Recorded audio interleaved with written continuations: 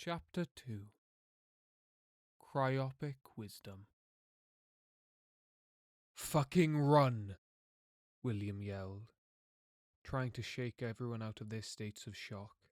And while it did take a moment for the group to register what William had said, everyone soon pulled themselves together and started booking it towards their camp, their footfalls only rarely finding solid purchase in the snow-covered ground. The sound of the wolves starting to give chase, barks and yelps piercing after the team. "Get the bare necessities. We don't have time to grab everything," Jordan shouted, his voice almost fully muffled by the crunching snow. They all managed to get to the camp with the wolves only a few paces behind, and in this brief moment of respite, William peered over his shoulder, and time almost stood still. The snow freezing in the air, the yells of his allies muffled and distorted, the frothing saliva of the wolves stuck immobile to their lower jaw, making it look like the wolves themselves were breathing out the vicious cold that surrounded William and his team. Yet cresting over the embankment, Dr. Ravina and her militia of masked individuals, not lost in time. To William at least, this group of people were in crystal clear definition, their movements visible before they'd even taken them, and with another raise of her arm, the mob started to run after the wolves, also now on the hunt for William and his team. As the hunters moved closer, time started to speed back up for William, almost falling over his own feet as he continued to run towards the campsite. When the team got back to their camp, they grabbed their backpacks that only had a few of the basics in, small amounts of food, some waterproof clothing, and some extra gloves and socks. However, most of their warmer clothes had to be left behind, and a lot of the supplies being on Roxy's freight sled had to be left, being as it took around 15 minutes to get the dog strapped in. Otto frantically grabbed what he could from his tent, but the main thing he was looking for was his beloved journal, which he knew was in his tent, but the cocktail of stress and adrenaline in his bloodstream was causing him not to be able to find it as quickly as he normally would. Jennifer grabbed her machete and the rescue files. Jordan didn't grab anything other than his bag, his main concern making sure that Roxy was running ahead of him and safe. William grabbed his rifle, and Rick was trying to grab his shotgun, but he was taking far too long to grab his things. "Rick! Oh no, hurry up! Whatever you can't grab, fucking leave it!" William yelled as he slowed, strafing backwards. "I ain't leaving my gun. I just need... fucking arrow!" Rick's sentence cut off by the arrow in his shoulder catching on the door of his tent. Otto gave no response, just silent mumbling and frantic searching, clothes and equipment being tossed out of his tent as he scoured for his journal. Rick was no better. The way the arrow was lodged in his shoulder meant he couldn't get into his tent to get his gun without it catching and cutting more flesh. The sound of snarling wolves causing the hair on Rick's neck to stand on edge, crunching snow growing deafening. "God damn it, this fucking arrow's really pissing me off," Rick hissed through gritted teeth, as he brought his hand up and grasped the shaft of the arrow, snapping it in half. He lunged into his tent and grabbed his shotgun. He bolted out, and as he turned, he saw a wolf, now closer than 5 feet away. As it lunged at him, the shotgun was raised, and that oh-so-familiar thunderous boom rang out through the forest. Not quite striking a vital area of the wolf, but instead blowing the back end of the wolf off. The air reeked of burnt hair and meat, and the sickening yelps of a wolf in pain. The noise of the shotgun clattered through Otto's nerves, giving him a moment of clarity to spot his journal, grab it, and sprint off with everyone else, with Rick quickly catching up behind him. Ever so often the shotgun booming through the woodland at the hunters behind the team. "We need to get out of the woods, otherwise someone is going to trip over a rock or a root or something," Jordan shouted, his voice breaking as the cold tore his vocal cords. "Where to, Jordan? Tell us and we'll fucking get there," Jennifer yelled back in turn. The lake. It's the only place that's flat and empty enough that we'll be able to see where we're running," Jordan ordered, his voice now audibly tearing under the stress. As soon as the words left Jordan's mouth, the team made a sharp left turn, racing towards the barren, frozen lake, the wolves and masked people snapping at everyone's heels. As they ran, their faces stung from the icy wind striking against them, their throats burning from the cold, dry air, low-hanging branches scratching and tearing at their faces, snow finding its way into the group's boots. When the team got to the lake, there was not a moment of hesitation before they all ran onto the icy death trap, the small blanket of snow helping with traction but not by much. They powered on, bounding further and further onto the lake surface, the wolves still on their heels, but Jennifer and Rick noticed that the masked people stood at the shoreline, refusing to push further onto the ice, just watching as the wolves continued to chase. As they all carried on running, they realized how large this lake was. The only landmark they could see was a small grassy knoll in the center of the lake with a basalt pillar. The further they moved onto the lake, the less of the shoreline they could see, as the snow that was falling and the snow that had been kicked up was caught by the wind, creating a curtain of icy fog. "Get to the island," Otto barked. "It is the only place we can see and we cannot outpace the wolves." Otto had already started moving towards the island before the rest of the team could agree or not. What Otto failed to notice is that the wolves then started to follow him, as he was the only prey that separated from the herd. Otto's lungs were on fire, the mix of exhaustion and cold air shredding his throat. His legs started to cramp, and the wolves now starting to close the gap. The rest of the group now chasing behind the wolves, after realizing what Otto had done. William brought his rifle off his shoulder, trying to aim for the wolves, but aiming while sprinting on ice was much harder than he realized. Still, he had to try. The team could not afford anyone else getting injured, so a crack rang out as the trigger was pulled, the bullet whizzing past the wolves and missing. He loaded another, this time stood still, his hands and arms shaking from the cold, but not nearly as violently as they were while running. He aimed and fired. Another crack rang out as one of the wolves stumbled and yelped, as the bullet had hit its rear leg.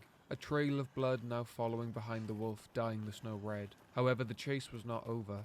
Otto still trying to get to the island, the wolves still trying to get to Otto, and the group trying to catch up to the wolves. The two gunshots that rang out now alerted Otto to indeed what was behind him. Panic now setting in as he knew that with the exhaustion he was feeling, the wolves would catch him, and he had left the rest of the team to catch up. He started feeling hopeless, wondering if this is how he was going to die, being mauled by giant wolves. And even if he did survive that, he surely wouldn't survive the inevitable infection that would come after. He still had so much he wanted to study, so many more people he wanted to help, and this was it. Running like a coward only to be turned into wolf feed. The more into despair he sank, the slower he started to run. Not intentionally, his body just couldn't keep going. And he was too far in his own head to realize that he'd started to slow now. He couldn't believe it. Someone as smart as himself dying to wolves that he accidentally lured after him. Someone as smart as himself not being able to understand why masked individuals were after them. Someone as smart as himself being... Without even noticing, Otto was now 10 feet deep in freezing water, the ice underneath him giving way before he could get to the island. Otto's body was too tired to fight. He sank, floating in the icy depths, watching the light from above slowly start to dissipate. Gunshots ringing out on the ice above him, the light twinkling down into the water around him, and slowly getting swallowed up by the surrounding darkness. As Otto continued to be dragged deeper and deeper, his body started to turn and rotate with the small current. As he was turned, he faced the bottom of the lake, his eyes getting heavy and sight fading, his blurred vision casting out into the darkness beneath him. He blinked. The darkness was unmoving. He blinked again and saw something. A face. A giant, statue-like face staring back at him. The face was easily bigger than the lake itself. The statue's eye must have been 80 times the size of Otto. As he floated in front of the giant face, his heart started to race and his eyes focused again, adrenaline filling his body. He looked closer at the face and at the face's features, and he noticed that it was meant to look human. But things weren't quite right, or maybe things were too perfect. The statue's mouth was stunning, its lips were perfect, not unnaturally small nor unnaturally large, but the corners of the mouth were too wide. It went nearly to the middle of the cheek. The eyes were perfectly symmetrical, but both far too small in relation to the rest of the face. As he looked to the eyes to figure out what was wrong with them, he saw pupils. Pupils that were not there to begin with. While the rest of the face was made of some sort of stone, the eyes now looked like they were real, the gelatinous gleam catching the dispersing light. And as Otto looked into the eyes, he saw the pupil contract and focus on him. Otto couldn't look away. He floated there, staring at the eye, and it stared back. Otto felt the water around him dissipate, and he was now held in an empty white void. He took a deep breath and looked around. No one was there, but he felt eyes on him. Somewhere, he felt that death was around him. So he stood, unmoving, eyes darting around to see anything. He paused there for a while, until a sharp, sudden bolt of pain shot from his head. He could feel the blood vessels in his eyes and nose swelling and starting to pop inside him. Blood gushing from his nose onto the white floor. Images of patterns and shapes filled his mind, the same ones that was on the elk and the ones that were on the pyre. These images flashing in his mind, causing a sharp, deep pain each time they appeared, getting more and more intense until... I wish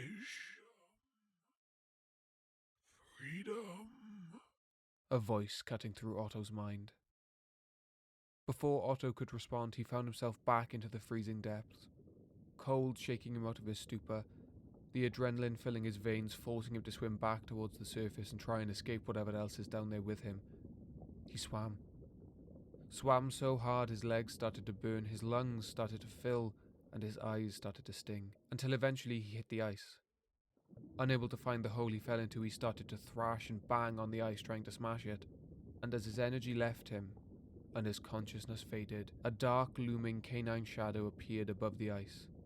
And with a sudden crash, the ice above Otto was shattered and a large toothy maw grasped firmly onto his collar, dredging him from the clutches of the water. Otto gasped, coughing out the water that had saturated his lungs, the biting cold scraping any moisture from his mouth. As Otto's vision came back into focus, he saw a large dog sat in front of him, mouth open, panting, and vigorously wagging its tail. God damn it, Otto. You could have died. What's the matter with you? Rick chastised, unknowingly letting out a sigh of relief.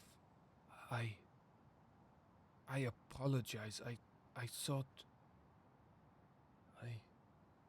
I just wanted to get everyone to safety.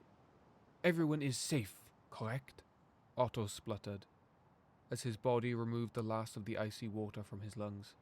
Other than a few scrapes and bruises, everyone is relatively unharmed, Jennifer breathed. The team was now stood near enough to the center of the lake, the bodies of the wolves strewn across the ice. At last there was a moment of respite. No one chasing them, no wind tearing at their skin, no snow blocking their vision, just silence. Eerie cold. An unforgiving silence, as everyone was able to at last catch their breath. So I'm going to be the first to ask us, what the fuck just happened? Why the fuck were there wolves chasing us? Who the fuck were the people by the campsite? William's words tumbled out of his mouth faster than he could think. I think that I'm not sure. But that woman, she had a researcher ID. So she must have been a researcher here? Jordan questioned. I think the only thing we can do right now is try and find the field base. Because Rick's shoulder needs medical attention and Otto needs to be warmed up before hypothermia sets in. And we've left all our supplies at the camp, so we have to keep moving and pray that the women and the people don't follow us.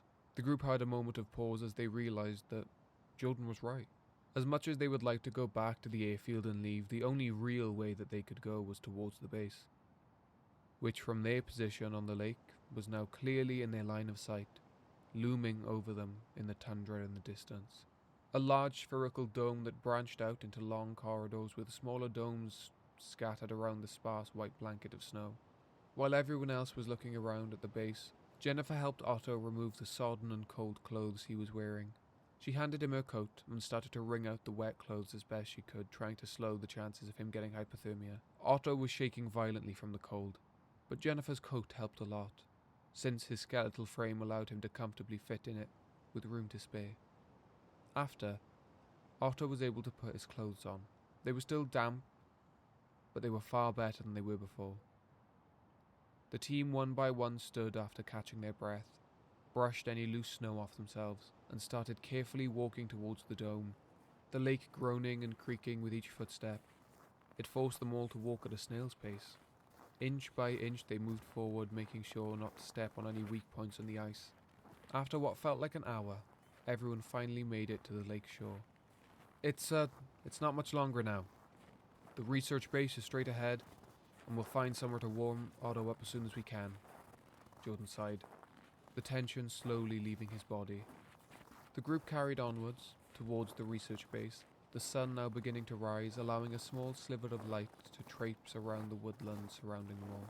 And with this dancing light, the team could make out what was around them a little bit more. Like the pyre, in and around the trees were bodies, easily 20 in their immediate vicinity. The small icons and symbols hanging from the trees over the bodies, the snow dyed red, and instead of the normal crunch of snow underfoot, it was instead replaced by the muffled squelch of partially frozen gore and viscera. They all paused for a moment, trying to hear anything they could around them, to make sure they weren't walking into a trap like before. Nothing. Not even the sound of wind. It was truly silent. They carried on, the silence shattered by their footfalls. As they moved, they saw more bodies. 20, then 25, then 30, then easily 50, and then gone. The bodies seemed to have just stopped. The snow was back to its pristine white, the trees no longer covered in icons and organs, but instead all replaced with what looked like a tent. A primitive tent. What the fuck is going on? Rick whispered. What other bullshit have we found now? Remarkable, Jennifer stated. It looks to be a shelter of some kind? Obviously, but if I didn't know any better, I would have thought that this was a replica from a museum. Looks to be made the same way that early humans made them. Her legs moving towards the tent before her mind could catch up. And by the time she did, she was already at the entrance. What are you doing? Why are people just approaching things now? We got attacked not even 2 hours ago, and now you're entering a mysterious tent, William shouted in a whisper. Jennifer paused for a moment and motioned everyone to stop talking. No, I think this one is empty. There are no signs of life inside. And by the looks of the exterior, it would be dangerous to still be there. Some of the slash marks come from inside. Some came from out here. Heavily damaged exterior. Snow build-up at the entrance. And very little exterior goods. Yes. This place has been left. Jennifer spoke with an air of authority that no one really had seen of her. What? I am an archaeologist. And while this dwelling hasn't been around for as long as the ones I normally look at, I can still tell the signs of abandonment. The rest of the group stood there impressed with her level of expertise on the subject, as they watched her examine and pick up things they never would have. But before anyone could say anything, Jennifer had already entered the tent. The others in shock ran in after her. Whether it was out of concern for what could be in the tent, or concern for what was outside of it, was up for debate. But nevertheless, the team hastily scrambled into the tent with Jennifer. Inside the tent was cramped, damp, and soaked with freeze-dried blood. Jennifer was stood next to a small, shoddy wooden table, rubbing 2 pieces of the cut hide in between her fingers, examining the slash and the blood splatter inside the tent. The rest of them looked around as best they could in this cramped space. Otto's shivering had gotten much worse now. His speech was beginning to slur as hypothermia was slowly creeping in. Jordan tried to light the dampened fireplace, but to no avail. During this, however, William noticed on the wooden table was a small piece of parchment of some kind. William gently took the paper off the table and inspected it. As he looked, he saw that it was almost like a diary entry, or a written log of some kind. The rest of them watched William expectantly, waiting for him to read it. "You gonna read it then?" Rick asked, a slight twinge of sarcasm and anxiety in his voice. "Oh, yeah, of course." William's words carried the same anxiety as the rest of the group was feeling. "Whoever is reading this, welcome. Welcome to Orion, a new settlement we have built. After what we found in the cave system, we decided that a new world order has to be started. Currently, humanity is making a mess of the world, and what we have found will be able to fix that. No more war, no more pain, no more hate. For those who join us at Orion are given freedom and love. However, unfortunately, the starting of this was a little bit rough, as some of the people were not quite ready to receive Orion's love. So while they are still part of Orion, they were not able to fully understand what it is Orion wishes, and therefore their minds are a little bit confused. However, for a lucky few, Orion's gift truly works, and allows us to understand things we wouldn't normally be able to, feel things we wouldn't be able to, and see things we wouldn't be able to. For example, the group of 5 intruders inside of one of the sacred huts, next to entrance 8 of the chapel, reading this note. Those gifted with sight of Orion can see you, and those gifted with the strength of Orion are after you. Signed E.N. Silent horror settled over them. The realization they were being watched, and the knowledge that somehow someone knew they were going to be there at some point, made their stomachs twist and knot. And then the snap of a twig outside, the rustling of brush, and the unmistakable sound of partially frozen gore squelching underfoot. Getting closer and closer. They had to run. They had no other choice. They couldn't stay in a fight. They didn't know how many people were around them. So running was the only option. But with Otto's current state, it would be a gamble. Rick and William clutching Otto's arms, making sure he didn't fall behind as everyone else set off. Still heading towards the field base, as it was the only building in sight. Jennifer and Jordan leading the charge, Rick, Otto and William not far behind, the sound of footsteps barreling closer to them. Something was wrong though. These footfalls, the gate, it sounded wrong. Too many footsteps landing at the same place at the same time. Branches in the trees, far too tall for a person to hit, snapping as movement crashed through them. Voices, too many but also not enough, all screaming out as they all ran. William tried to look back to see what was after them, but all he could see was the shadows cascading around the trees.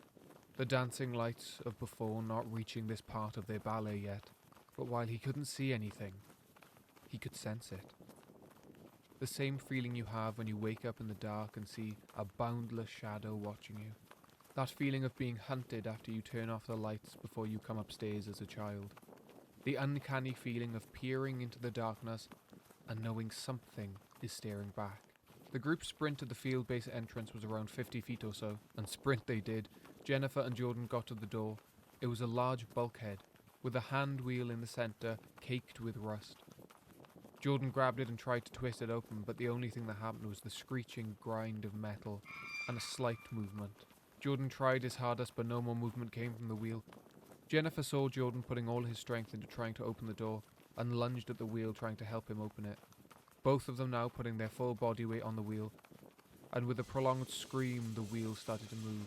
The two of them frantically trying to open the door as fast as they could, the dog arms slowly retracting. Rick, Otto and William still running as fast as they could, seeing the other two try and open the door. The sound of whatever was following them getting closer and closer. Jennifer and Jordan could see the other three racing towards the both of them. They could see the faint outline of something large chasing them, but the door was not opening. They both tried to make it open faster, but the rust and ice were playing a sick tug of war to make sure the door stayed shut.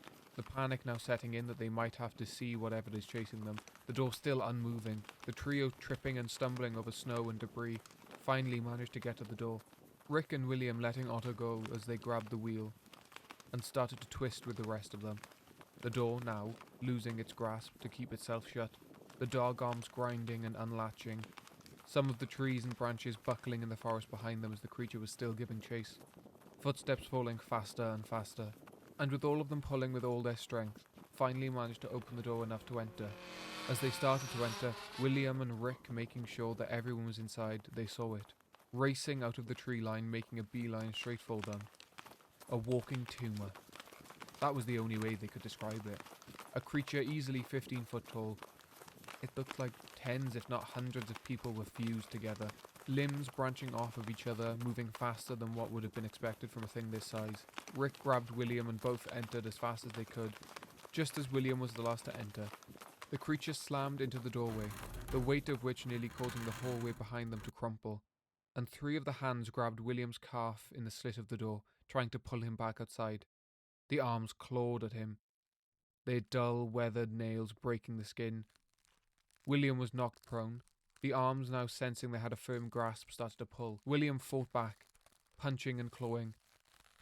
He could feel whatever dirt and grime this creature had under its fingernails seeping into his fresh wound. The rest of the group saw what was happening and grabbed William's upper half, trying to break him free from the creature's grasp. But no matter how hard they pulled, they couldn't get this creature to let go. The creature's nails, now digging further into William's leg, was peeling his skin like an orange, the skin breaking off muscle. William was screaming in pain, unable to reach for his knife in his boot. As everyone was holding under his arms, more and more hands were now squeezing through the crack in the door, firmly grasping his leg. And there was a sudden pop as the tension from them all pulling at William's arm caused one of his shoulders to dislocate, and a sudden lurch forward as the creature pulled him closer to the door. It was at this point where Jordan grabbed the machete from Jennifer's waist, and using the momentum of everyone being pulled, launching himself at the arms, bringing the machete down and severing through two of them, which finally made the creature let go of William. They all fell backwards as he was freed. Jordan started to close the bulkhead with Rick running over to help him, and Jennifer wrapping up William's leg with some fabric she tore off his shirt. With a clang, the door was shut and locked, the creature still outside, now banging on the door trying to find a way in. Rick picked William up, and Jennifer and Jordan helped Otto, and guided him as they all moved in silence down the long metal corridor attached to the bulkhead. As they moved through the hallway that was gently lit by the glowing green fire escape lights, they made it to the end of the hallway, and in front of them was a standard metal door that was slightly ajar. Above the door was a small sign that said, Site 8, Researcher Quarters. The group pushed forward, the door creaking as it opened. At last there was an area where they could finally rest. The room they entered seemed to be some sort of reception. It had a seating area and 3 different doors.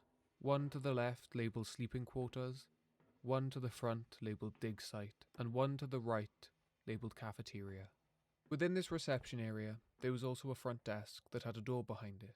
This one, however, was not labelled like the others. We need to find somewhere for these two to rest and heal, Jordan's words cutting through the silence. Yeah, you're right, Rick replied. Let's sit them down here and see if there is a first aid kit anywhere and maybe something to warm Otto up with. William and Otto were put on the chairs in the seating area, Jordan getting Roxy to get next to Otto and try and share her warmth with him. Jordan himself taking his coat off to give to Otto and ripping one of his sleeves from his shirt to make a tourniquet for William's leg. You two, go and see if you can find anything to help these lot. Don't go too far away though. We don't know what else is here. Jordan's words were soft, but still held a lot of authority behind them. Rick and Jennifer both nodded solemnly, Jennifer retrieving her machete from Jordan, Rick checking that his shotgun still had ammo. They started heading towards the door behind the front desk, flakes of auburn powder drifting down from the doorframe as it scraped open. The room it led to was a small back office. Filing cabinets affixed to one of the walls, a relatively old-looking computer monitor gently buzzing with power as it rested upon a small desk. I'll look in the cabinet and drawers, see if there's anything I can find. Can you take a look at the PC? Rick asked, his tiredness and anxiety forcing his words to soften. Yes, of course, Jennifer responded. Rick made his way over to the filing cabinets and started to look through them, for anything that could help.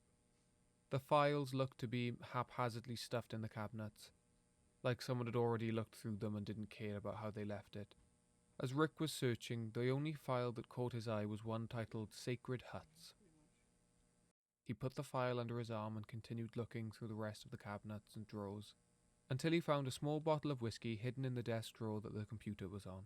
In the meantime, Jennifer had sat at the desk and started to investigate the computer. She looked around for the monitor's on button. She pressed it and the whir of electricity got ever so slightly louder.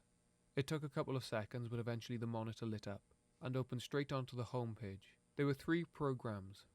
One to monitor the security cameras, one that was to log the personnel who were clocking in and out of shifts, and the last one was a notation program. Jennifer hovered the cursor over the security camera, looking at Rick to see if they agreed to look at them with her. Rick nodded and stood next to her as she clicked it. The program opened.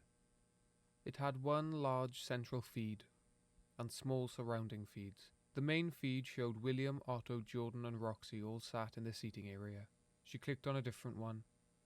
The camera switched to an empty cafeteria, filled with vacant tables, except one.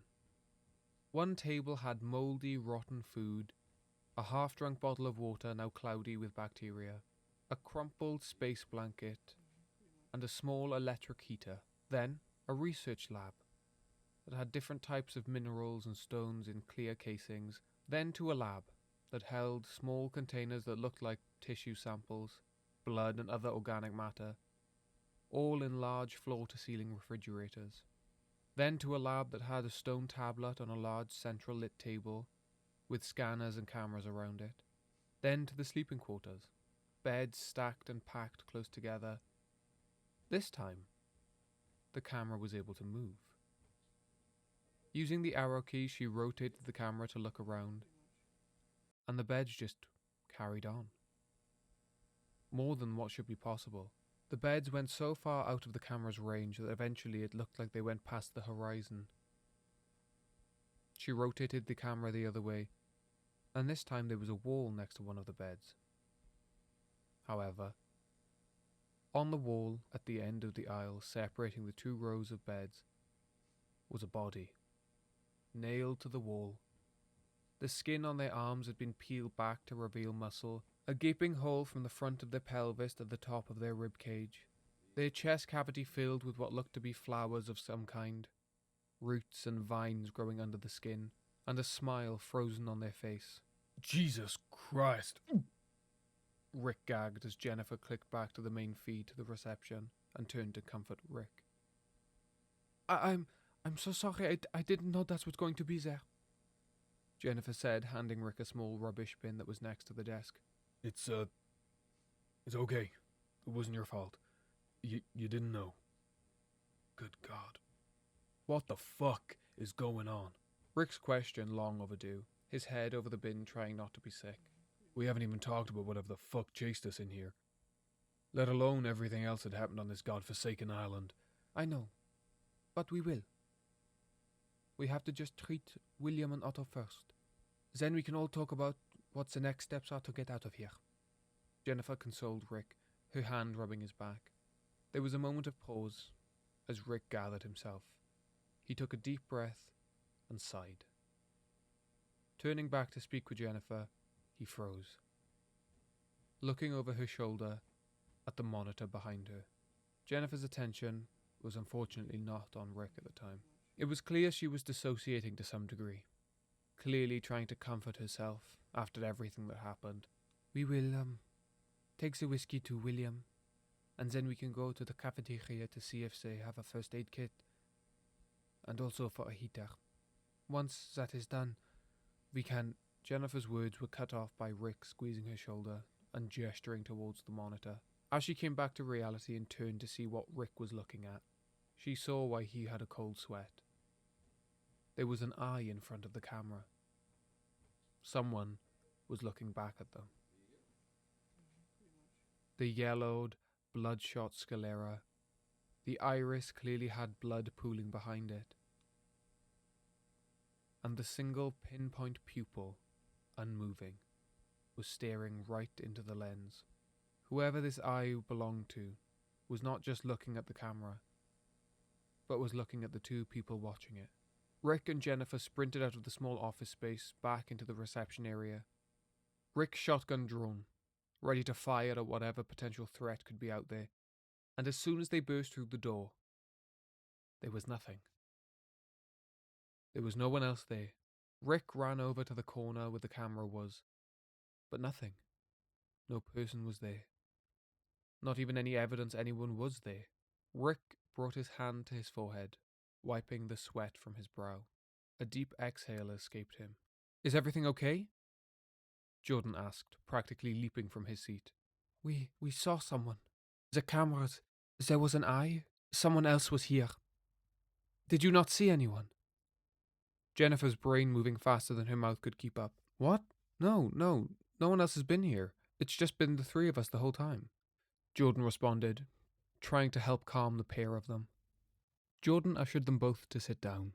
After a little while, they'd both composed themselves. Jordan listened to what had happened, and as he did so, he took the whiskey out of Rick's hand and started to tend to William's wounds, removing the rags and bits of debris, the fabric having almost fused to his open claw marks. He poured some of the whiskey over the wounds, tore some more fabric from his clothes, and wrapped William's leg back up. Jordan went back over to where Rick and Jennifer were sitting, placed his hand on Rick's uninjured shoulder, and handed Rick his belt. I need to get that arrowhead out of your shoulder, and now is the only time we really have. Bite down on this, because this is going to hurt like hell, but you'll thank me afterwards. Jordan did not break eye contact until the belt was firmly in Rick's mouth. He reached into his pocket and pulled out a small folding knife, poured a little bit of whiskey over it, looked at Rick and nodded apologetically, and as carefully as he could, dug the knife into Rick's shoulder to try and fish out the arrow. Rick grabbed the arms of the chair with vice-like grip, his jaw clenching so hard onto the belt that there will forever be an indentation in it. And after nearly 5 minutes, the arrowhead was out. Jordan disinfected the wound as best he could and cut some of Rick's sleeve off to use as a makeshift bandage. Again, Jordan sighed, stood up and went back over to William, gesturing Jennifer to follow him. Do you want to hold him still or do you want me to? Jordan's gaze didn't falter. What? Jennifer asked. His shoulder is still dislocated, and if we don't fix it, it could get so much worse for him in the future. We need to pop it back in place. So, you can either be the anchor and try and hold him still, or you can be the one to try and pop it back in. Jordan spoke softer this time, realizing that Jennifer and Rick were still out of it. Jennifer's fists clenched shakily. Jordan nodded, taking her clenched hand. He helped her sit William up, guided her next to him, grabbed William's arms, and with an audible clunk, the shoulder went back into place. With everyone now treated, the only other person to help was Otto. His skin was still incredibly pale, and his shivering had died down. But the layers of coats and the warmth of the dog was not doing all that much. If they didn't get the equipment from the cafeteria, then Otto wouldn't stand a chance. Jordan looked around and saw that the group was pretty much out of commission. Jennifer was the only one not physically in pain, but mentally she was struggling. Jennifer, we need to go out and get the heater for Otto. And I don't think people should go places alone.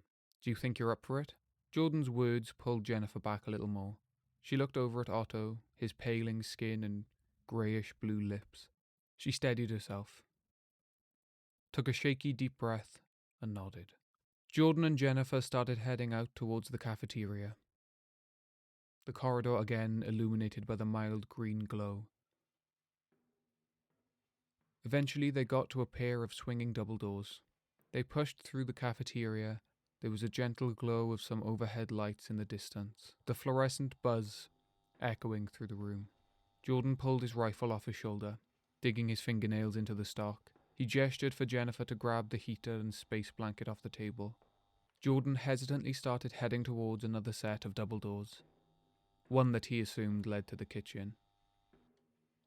He swung it open with his rifle, seeing the prep stations, and on the wall next to a fire extinguisher was a green box with first aid written on the front of it. He rushed over, removed it from the frame, and turned to leave, meeting back up with Jennifer. "Something is here." Jennifer shuddered, staring off into the darkness that swallowed the end of the cafeteria. "What? What do you mean?" Jordan said, trying to keep her calm. "I saw something.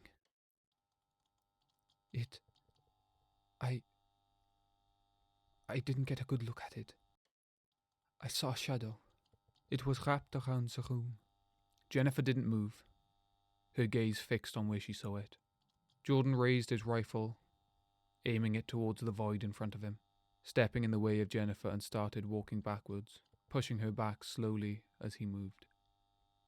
They both cautiously moved back through the double doors towards the corridor, and just as they both breached the doorway, Jordan saw a large, flat section of darkness shift around itself, almost looking like a wave, the distant clicking as long, slender legs rippled through the cafeteria. He pushed Jennifer to continue back to everyone else. After walking backwards, not taking their eyes off the cafeteria doors, they made it. They stripped Otto's old clothes off, wrapped him in the space blanket, and managed to find an outlet to plug the heater, since there is clearly some sort of emergency power on. With everyone now treated and recovering, Jordan decided to take watch for a couple of hours, to let people rest. Him and Roxy sat together in the reception area, rifle still within reach if he needed it. With everyone else now sleeping, Jordan sat there a moment, one of his legs bouncing and his hands to his face trying to keep some semblance of resolve. He remembered the file Rick brought back from the office, and now that everyone had been fixed, there was some free time to see what was in it. So, Jordan went over to Rick and saw the file on the chair next to him. He took it and sat back down.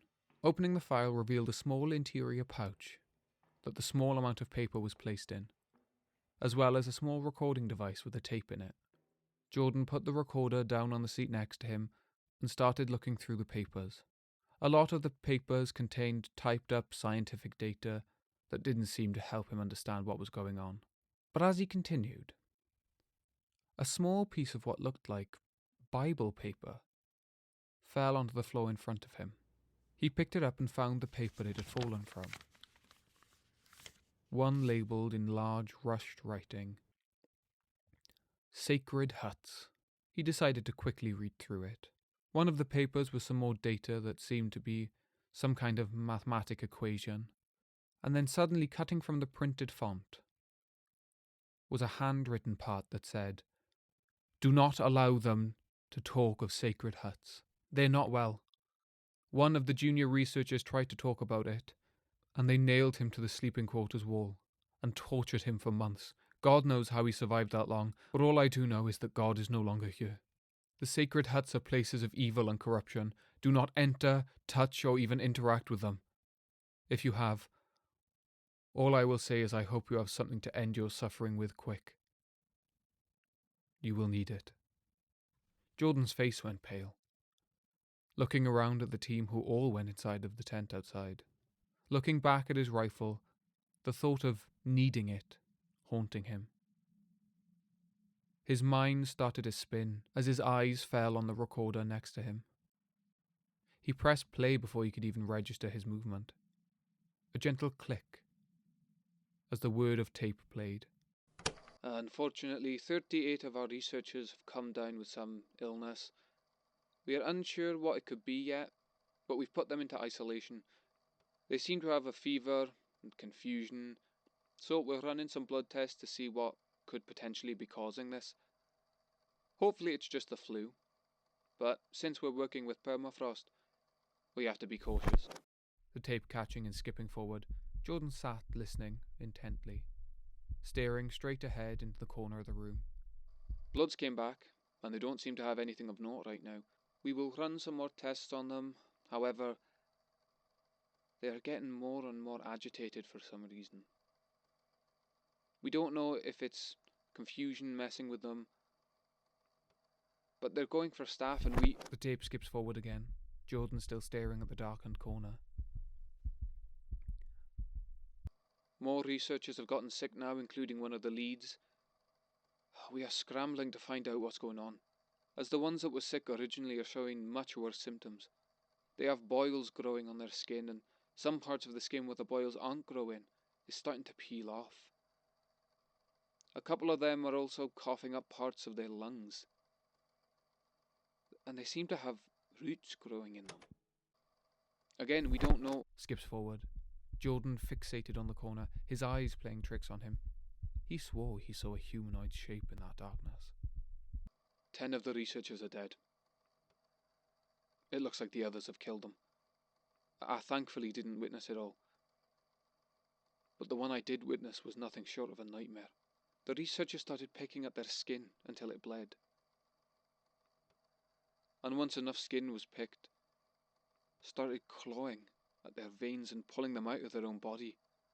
As soon as the others saw this happen, they all gathered around and started taking turns tearing at the one, breaking bones, ripping flesh.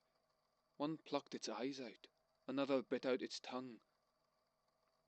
It reminds me of a chimpanzee attack, brutal enough to leave lasting damage, but purposeful enough not to kill them. And then they started drawing tents on the floor with their blood. Jordan knew he saw something. This time it was undeniable. The shadow in the corner was moving ever so slightly, but enough to know it was human. He could make out the muscles twitching subconsciously, making sure they kept their balance. He raised his gun and aimed at the shadow. They've breached containment.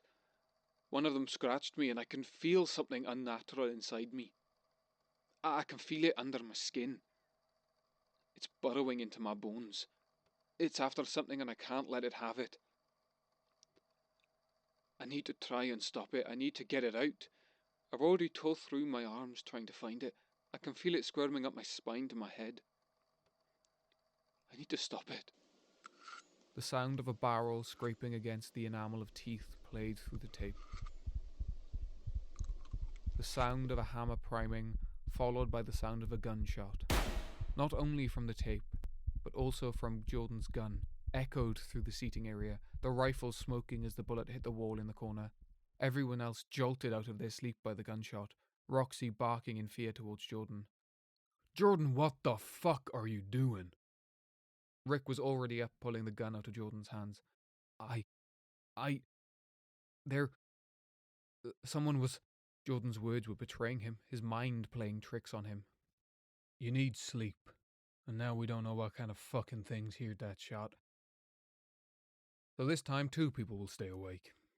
And you won't have this gun again until you get some rest. There was a hint of resentment in Rick's voice, and a level of tension in his body that was visible.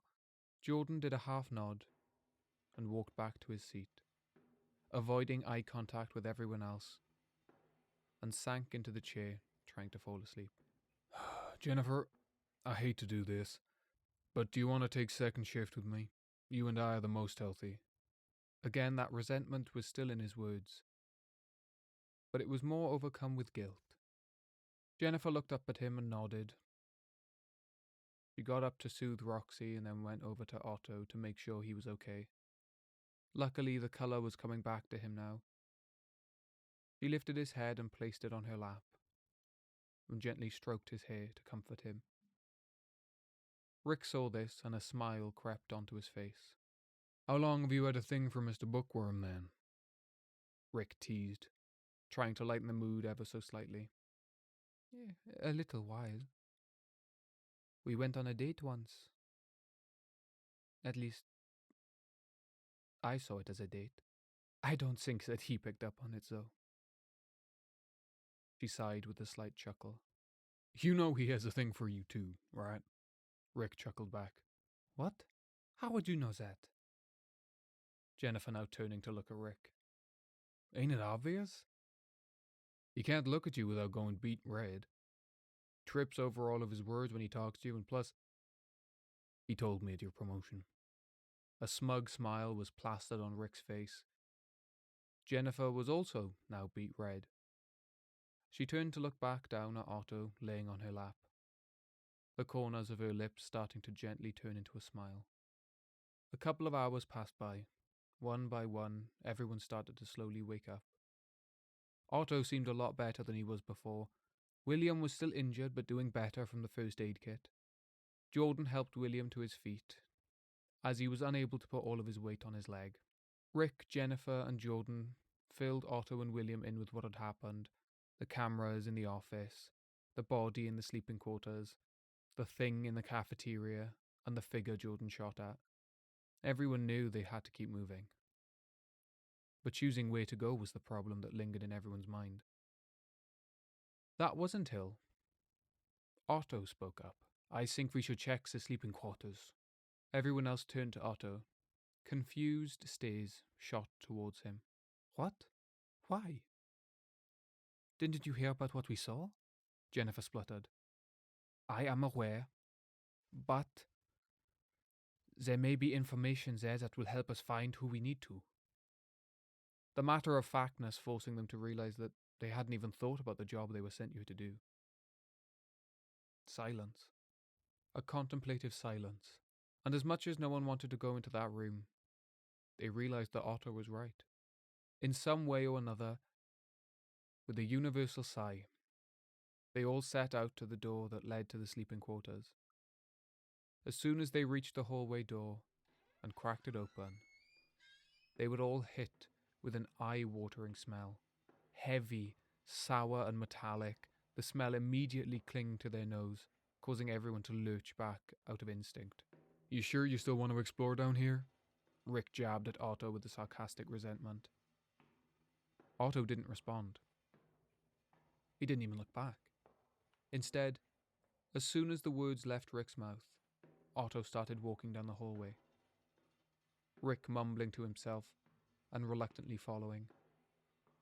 And then everyone else holding the rear, Roxy trying to investigate the smells, but becoming overwhelmed by everything her nose was picking up. This hallway was long. Much longer than any other hallway they'd been in. Almost too long. The more they walked, the more the hallway changed around them. The once cold and metallic walls now having some sort of plant life growing on them. Long, twisting red vines pulsing as they passed through them. Small patches of brilliant blue flowers blooming that William swore followed them. Sparse, budding, ivory-coloured saplings, their roots piercing the metal floor of the hallway. "What the fuck?" Rick's whisper echoing through the corridor, causing some of the plant life to sway. "Weren't they just meant to be looking for an artifact or something?" William murmured to Jennifer and Jordan, both of them shrugging in confusion at the question. As Jordan, William and Jennifer caught up to the other two, they saw Otto rattling a door handle belonging to the door labelled sleeping quarters. The handle not budging, and Otto's rattling growing more and more aggressive, eventually growing into Otto throwing his skeletal frame at the door trying to break it down, Rick trying to calm Otto down. "What is he doing?" Jennifer asked, running over to Rick. "I have no idea. The door wouldn't open and he just fucking lost it," Rick replied. Otto, stop it. It is locked. We cannot go inside there. Just leave it," Jennifer trying to soothe him as best she could, her hand gently placed on his shoulder. Otto still unmoving, the rattling still increasing in aggression, Jennifer's gentle hand turning into a firm grip, digging her nails into his shoulder, and trying to shock him back to the present. But it wasn't working. Jennifer and Rick began to talk over each other, trying to think of a way to get Otto off the door, William and Jordan joining in the crosstalk, as Roxy walked past them all, and started trying to sniff around up ahead, as they caught the smell of something very interesting. "Try and get him off the door." "Don't you think I tried that? What the fuck is wrong with him? He just lost it, I don't know." Jennifer, try and help me pull him." "We tried that, it did not work." In this moment of chaos, everyone shouting and panicking, the noise building and drowning out every other sound in this place. That was, until a loud muffled thump culled any and all other noise in this space. As Rick had slugged Otto from behind, his fist connecting with Otto's cheek, knocking him to the floor. Rick stepped back, shaking his already bruising knuckles. "There. Problem solved." Rick winced slightly. "Ow!" What the fuck?